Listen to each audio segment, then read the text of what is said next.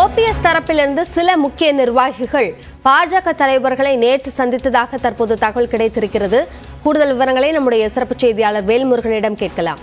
வேல்முருகன், யாரை சந்தித்திருக்கிறார்கள்? கூட்டணி குறித்த முடிவுகள் ஏதேனும் இறுதியாக இருக்கா?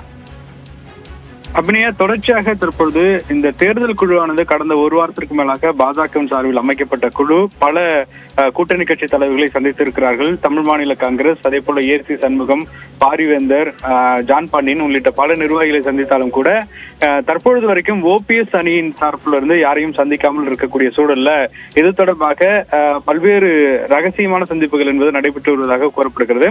அந்த அடிப்படையில குறிப்பாக பாஜகவின் சார்பில் ஒரு முக்கியமான கருத்தை ஓபிஎஸ் தரப்பிடம் தெரிவித்து வருகிறார்கள். உறுதியான சின்னம் தற்பொழுது ஓபிஎஸ் அணியிடம் இல்லாத காரணத்தினால தற்போது தாமரை சின்னத்துல நீங்கள் போட்டியிட வேண்டும் என்ற நிர்பந்தத்தை கொடுத்திருப்பதாக கூறப்படுகிறது. இதன் அடிப்படையிலேயே தொடர்ச்சியாக தற்பொழுது ஓபிஎஸ் அவர்கள் இந்த குழு சந்திப்பு என்பது தாமதமாவதாக கூறப்படுகிறது. இந்த நிலையில நேற்று ஓபிஎஸ் தரப்பிலிருந்து ஒரு நிர்வாகி நேரடியாக பாஜகவினுடைய தலைவரை நேரடியாக சந்தித்ததாக பாஜகவினுடைய மேல்மட்ட தலைவர்களை சந்தித்ததாக கூறப்படுகிறது. அந்த சந்திப்பின் பொழுது தாமரை சின்னத்தில் போட்டியிட வாய்ப்பில்லை என்ற ஒரு கருத்தை தற்போது தெரிவிக்கப்பட்டதாக கூறப்படுகிறது. குறிப்பாக தாமரை சின்னத்தில் போட்டியிடுவதன் காரணமாக தொடர்ந்து அதிமுகவை தங்களுடைய பக்கம் நாங்கள் தான் அதிமுக என்று சொல்ல முடியாத அளவுக்கு ஒரு சூழல் ஏற்படும்.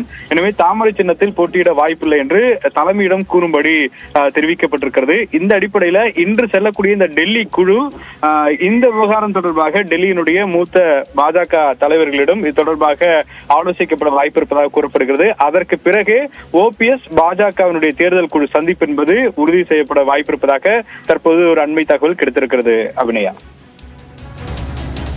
விரிவான விவரங்களுக்கு நன்றி வேல்முருகன்.